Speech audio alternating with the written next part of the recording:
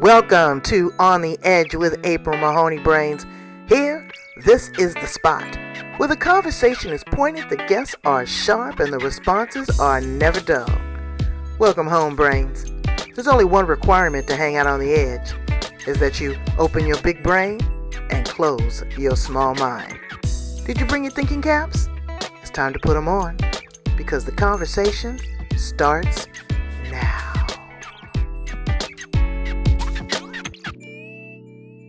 Welcome to On the Edge with April Mahoney Brains. You're back at the spot, your favorite place, the best podcast on the planet. We're going to Canada today. We're going to visit with Tami Jo Shaw, an interior designer extraordinaire. But now she has expanded upon that and incorporated very personalized, intimate art. And we're going to ask her a little bit about that, her story, her journey, and her truth. Let's welcome her to the show. How are you, Tami Jo? Doing fantastic. Thanks, April, for having me. Appreciate it. Yeah, well, I'm just so glad to have you. I've been excited. I've been sharing a lot of your interior design work. Tell us a little Thank bit you. about your story and your journey and how you found yourself in this space. Well, it goes back a long ways. And when I say it, I feel really old, but I don't feel old. So I've been in interior design for 30 years this fall, which is Wow. like, wowza. Sounds like a long time. And it really has been a journey. And I've thoroughly enjoyed connecting with my clients. That's my favorite sweet spot is really the personal relationship that I've built with my clients over the years. And it's just really expanded and grown. And some of my clients have flown me to many fun places abroad to do projects, and it's been amazing.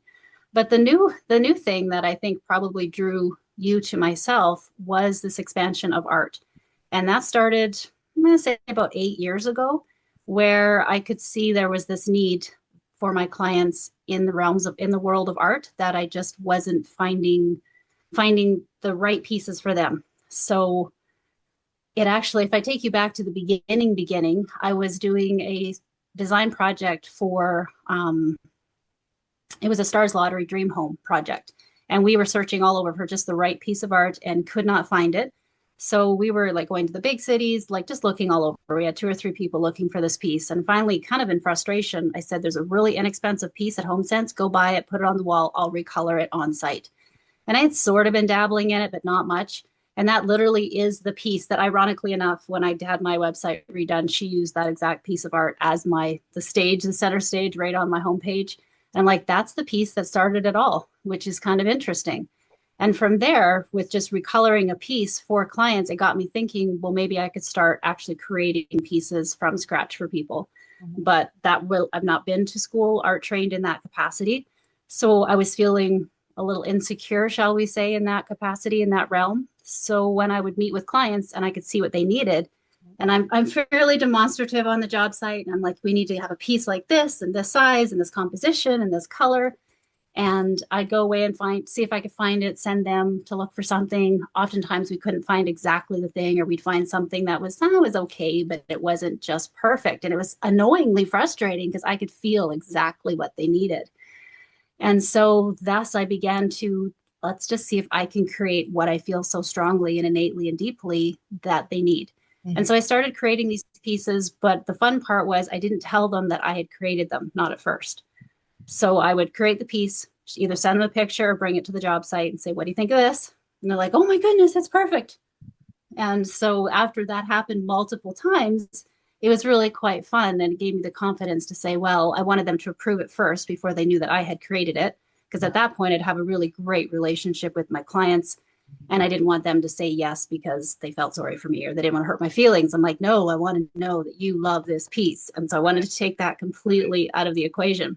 So Right. it kind of started almost like through the back door, creating these pieces. And then it just took on a life of its own. And now if I counted, there's definitely a few hundred pieces that are Wow. out there that have been created to just fill the right space, the right client, because I've got in my head, of course, not just composition, but I've done all the decor for their spaces. Right. So we've got the And colors on point, we've you've got the also vibe. developed an intimate relationship with them. You know what's That's special to them, exactly. you know, and that is what art is. It's a feeling, it's an emotion, it's an expression. Mm-hmm. Tell us a little bit about the textiles that you use in the art. Is it because I saw a piece that you're working on. I don't know if you finished. You called her your girl. I don't know if you That's finished. right. Yeah, My that was Spanish dancing girl. yeah, that's so unique. That's so unique. But I'm looking at some of the things behind you, and they look like they're acrylic. What are some of the mediums that Hmm. you use? No, they are acrylic. So this one here to the side, this has got drywall mud actually all over it. So I did a lot of texture with mud first, and you probably can't see real well in the camera, but then I mixed metallics, which is why the light's shimmering off of that. Right. And then really work in the grittiness of the muds and the textures and plasters. I do a variety of things. And then with fabrics, because of course, like right now I'm in my workroom. So if I turn the camera this way, there's like this huge Wow. wall of hundreds of fabric books. And so I have under the table where I'm at, I literally just have a plethora of gorgeous sheers and fabrics and velvets and things that I can pull from to create things. So that girl was kind of got me inspired by, I'm like, well, I have this really cool fabric and I just dipped it in paint. Made the mistake of not putting gloves on when I first did that. Oh It gosh. kind of ruins the nails. But yeah, I'm this strange combination of I really like to get in there and get dirty, but then I like to get dressed up and get fancy. So like I kind of am my own tormenting piece, which I think is fairly common with the artists. So, So yeah, I just have a lot of fun and I have all kinds of things. so we talked about the art, but let's talk also about the art of interior design. Firstly, what's on trend Mm. now? Is there certain colors, certain uh, textures, certain window treatments? What's kind of trending right now? Well, that brings up a completely different thought because honestly, I don't typically design to the trends. I'm aware of the trends. I could tell you what the trends are, but if we were meeting to have a consult, that's what sets me apart from other designers. Is I'm not going to necessarily go with the trends unless you come to me and say, "Yes, I want the latest style at home magazine cover look," which I'm going to tell you is only going to last a few months or maybe, 18 months kind of thing. My goal when I design is to really get to know you as an individual, to find out how you function, how your family functions, the feeling that you want to evoke, the like just the overall vibe and the energy that you want your spaces. So when I'm dealing with clients that have a vacation property and ones that have a home locally here, we're going to do the design completely different because I Right. want them to walk into one space and feel like it has a completely different energetic foundation than the one that they have at home where they're working all the time and still create a sanctuary, in that home. But we have different benefits when we have those secondary homes and houses. Mhm. Um, so trending wise, I can tell you that, but I feel like that's really not the point of who I am to Okay. go on trend. It's like Okay. my trend is you. My trend, and even with my artwork, and that's why I got into the artful journaling, and that's another part of the story to infuse into it, is how can I get my clients, the essence of who my clients are, into a piece of art for them, and how can I get them involved? I've now been involved in their interior design. I've gotten into the function of what is best for them and their family and what their ultimate dream space would be. And yes, of course, I forward think too, if we're going to always consider resale. So I'm not going to put you backwards. But sometimes I find that people get so caught up in the trends that you lose what you actually want. Like, if you love the trends, perfect. But if you don't, lots of times people aren't aware of what they actually love.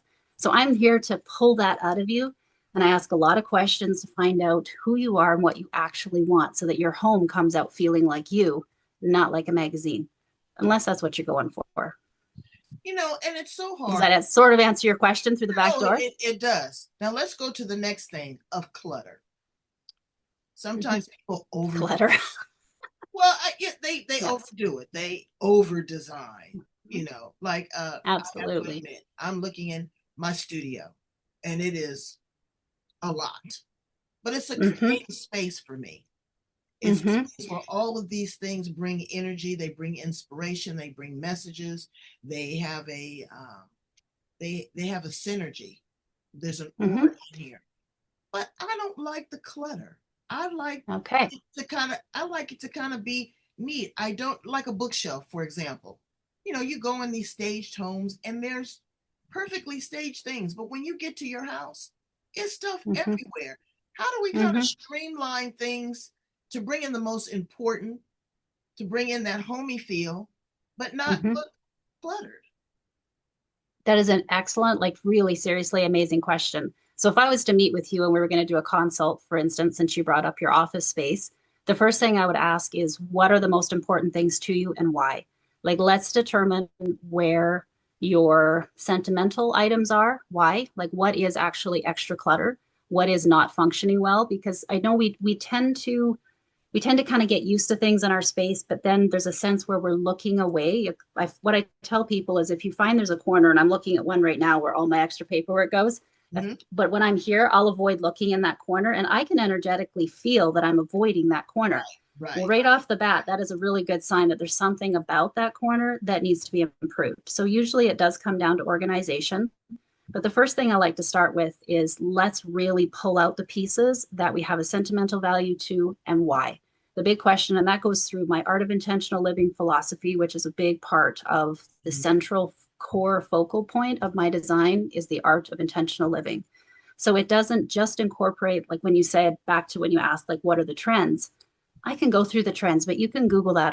You can get the trends. What I want to do is how do you function and why? And Mm-hmm. so a lot of times when people hire a designer, they're concerned I'm going to come in and take away their favorite chair from their grandmother, or this, all their personal effects from a trip. The first question I'm going to ask is what's the most important items? Why? Let's set them aside and make sure that they're actually important to you. And Right. then there's other items like, well, Aunt Carol gave me that, but I don't really like it, but I keep it up because, I don't want her feelings to be hurt. Mm-hmm. Well, then that's when they can blame it on me. And it works perfect. So I'm like, well, my designer said it didn't match. So then I'll take the blame for that. My thing So is it like my really does. books. It's like my books. I've got 4 shelves of books. I'm not gonna go back and read those books no time soon. Okay, I'm just being honest with you. I read them. If they're signed, then that's something. Those are sentimental. Mm-hmm. But other than that, I can pack them away.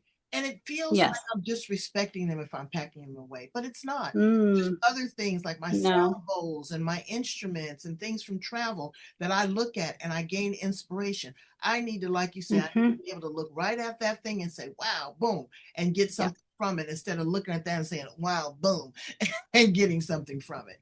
So I'm going to work on that. And that's perfectly, yes, that's exactly where that intentionality comes in for you to be aware and not be worried that, somebody's going to realize their book was taken off the shelf. Really, this is about you. It's about your space and what makes you feel good and what brings you into, an intimate space that is empowering to you. So like some people it works, they do the reverse where we need to get rid of everything and then bring back things other people. And that's where I have a conversation with my clients to kind of find out where their comfort level is, because you can feel the panic when you talk about pulling everything back. Right. And it's like, okay, so let's go at this a little more gently. And everybody's got a different dynamic. And I find it's actually quite a psychological process that I go through with my clients as to which way I will help them with their design. Some people know exactly what they want and want a little bit of help, and some people want all the help. So Right. right off the bat, when you say you've got sound bowls and certain books, I would set those up as a feature and start in a spot that's very eye level, that feels really good to you. And you can start moving the things that aren't as important to the bottom, or just start clearing them out. And for some people, if it becomes a very emotional process, because there is such a thing as that deep connection, but people don't really, they're not intimate with why the connection is there, Right. then you can start moving them out in boxes and just like, we're just going to set it here. And really, I haven't thought about it in a month. Now it can go. Right. So That's sometimes it's in exactly what I'm stages. going to do. That's exactly what I'm going to do. Perfect. But also consistency. Okay. Mm-hmm. For example, let's talk about my picture frames. I wish I could show you guys. If you could see my walls, no, my walls are covered with celebrity photos that I have taken and that they mean so much to me. So those have to stay. But when you look at the other picture frames, they should all have some sort of synchronicity. Either they should all be wood, or they're going to be plastic, or they're going to be glass. People mix and match, and it makes it really look messy. Mm-hmm. And so you Mm-hmm. want to have a cohesiveness, but then you go into a model home and you see where a designer has used a plaid and they've used a solid and they've used a stripe, and it all seems to mirror together. It's very confusing for a person. Mm-hmm. I mean, I know that's your zone of genius, but it's very confusing because oh, I wish I could do that. It's like men in ties. Mm-hmm. I look at men on Yes. television, I see they have a suit, and I'm like, where in the world do you think that that tie fits in there with all of that? How do Yeah, we start to look at things? If we don't have a personal designer such as yourself, how do we start to look at things and say, hey, you know what? This kind of goes together. Is it by color? Is it by texture? Is it by geometrics? How can we kind of streamline that? Because it gets crazy. it does. It gets very overwhelming really, really quickly. And I think the thing that messes people up the most is that they look outside too much. They're looking to the trends. They're looking to, oh, I want that. And you can use those as inspiration launching points if you literally don't have anything else. But a lot of times it's a matter of looking inward and finding out what our priorities are. So, what I often will tell people, like going back to art, because obviously that is really now become very central to what I do for design, we can break some rules when it comes to design and art. When you were talking about frames, well, if we're going to do, say, an entire family wall, I've got a project right now where they want a ton of pictures on the family wall, where we're going to have them all printed in the similar, like sepia color. All the frames will be the same. So we can create a cohesiveness when you have that many pieces. Because Mhm. it's kind of like the old world, grandma's plate collection. When you Right. have so much of one thing, you see nothing. So when we have those big collections, I often tell people, like, let's pick out literally 3 or 4 of your favorites and we'll display those, because then people will actually see it. Because when you have so many pieces, you lose it all and it just becomes clutter to the mind. So that's where it does become about how we process things. And as humans, if we're overwhelmed, we tend to subconsciously shut it out, which is why it's important to be aware. And it comes back to awareness and intentionality. So it's aware that this corner is bothering me and I'm ignoring it. Well, I'm not living my best, fullest life if I'm ignoring corners. Right. If I can't go into my bedroom and just feel like, oh, I'm relaxed and I'm like, no, I'm avoiding there. And like, oh, don't look there. And then all of a sudden you realize there's a clutter in our brain it flows out into our spaces. So Absolutely. actually physically cleaning it up in our spaces does help to calm down our minds. So now in your case, you have something a little bit different because you've got all these celebrities. This is history. This means something to you. This is very personal. It represents things.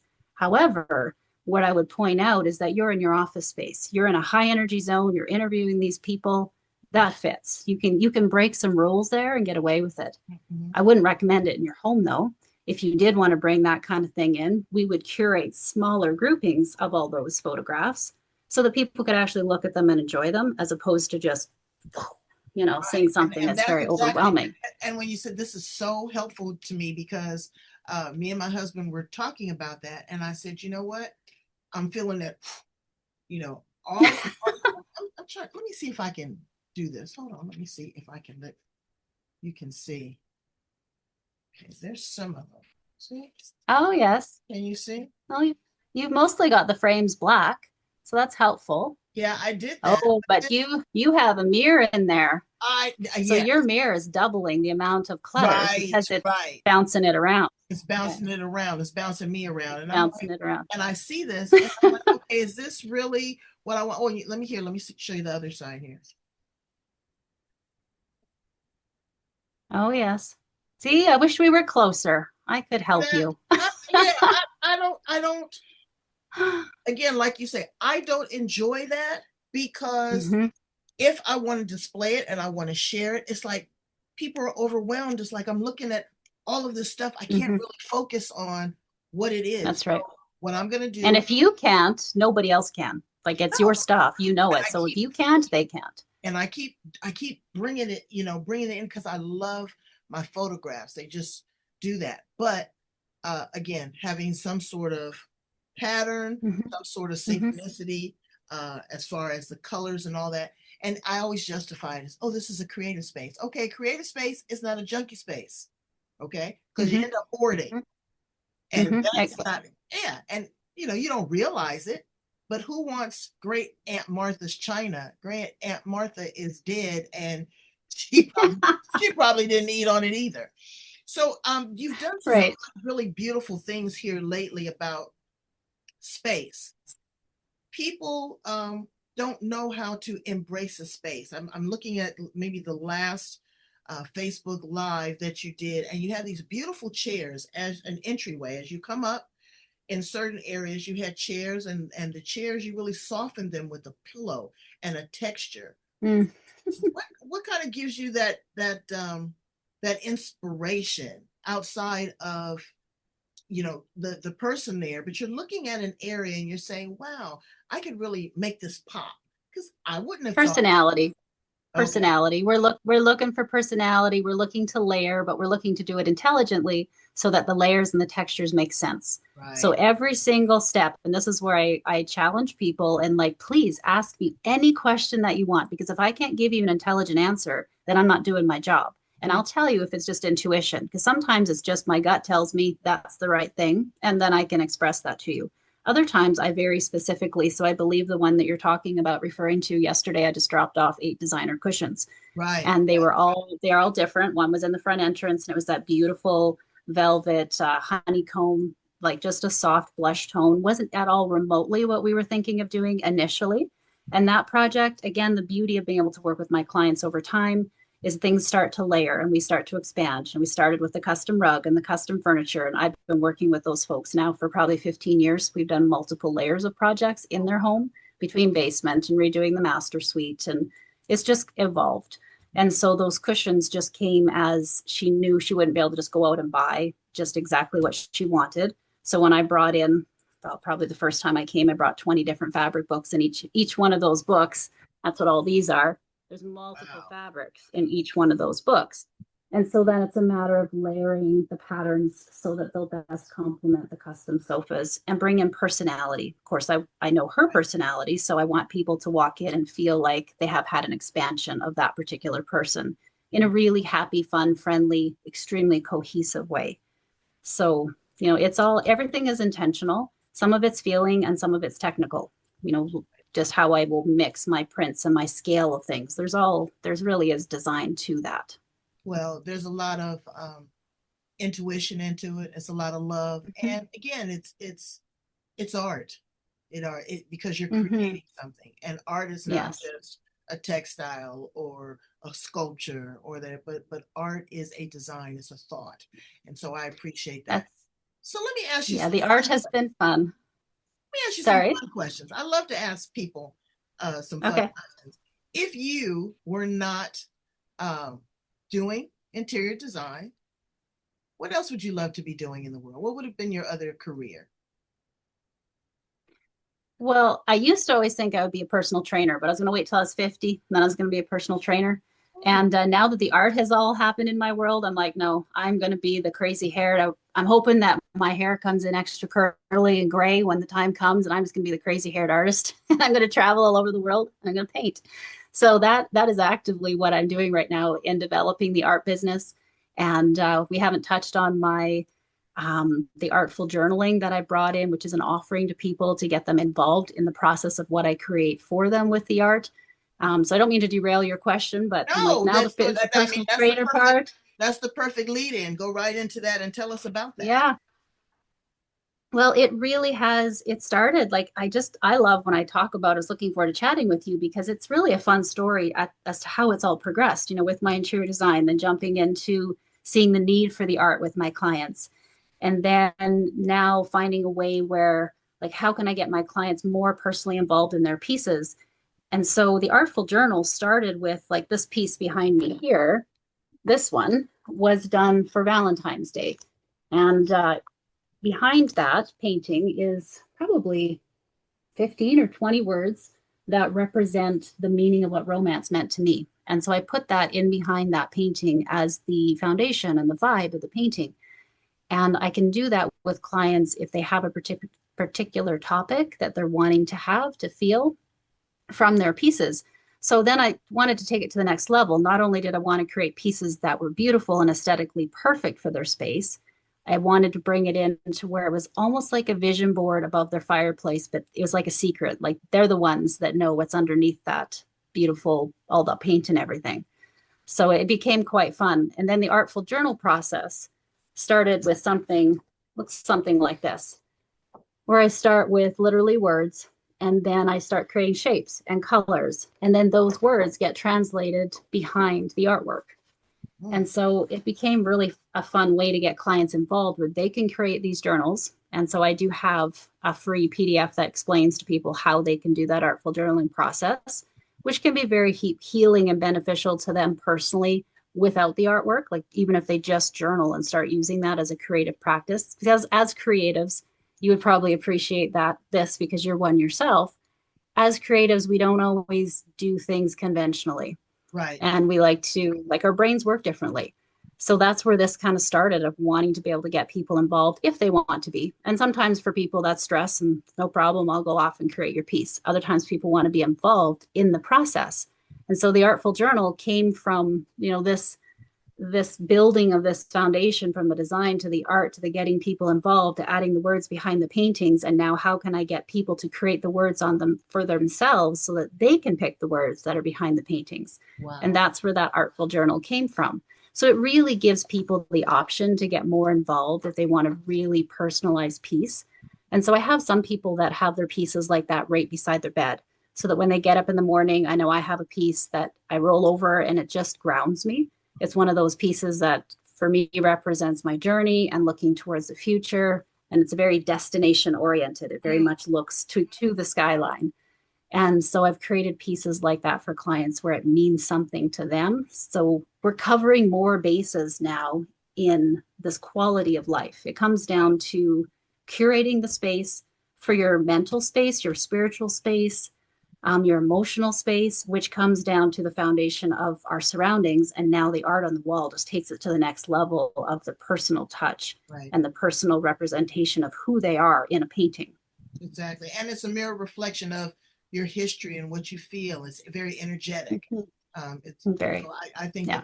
that's beautiful. And that was a aha moment. You must have got it downloaded and said, wow, let me try this. Yeah, it's very cool. If you look on my page, there's some fun things I've been playing with stones and I saw neurographics. It's that. Yeah, I saw fascinating. that. Yeah. Yeah.